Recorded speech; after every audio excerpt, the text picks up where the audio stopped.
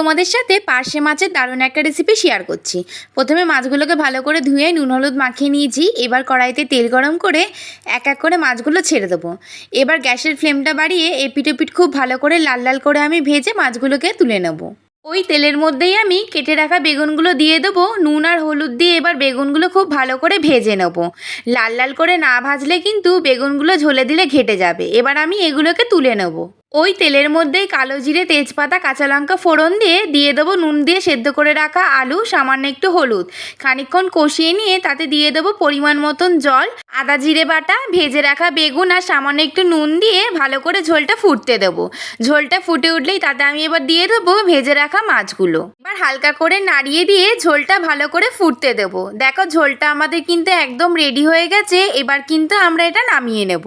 পার্শে মাছের এই রেসিপিটি কিন্তু তোমরাও বাড়িতে ট্রাই করতে পারো। আজকের ভিডিওটি ভালো লেগে থাকলে লাইক, শেয়ার এবং চ্যানেলটিকে সাবস্ক্রাইব করে দেবে।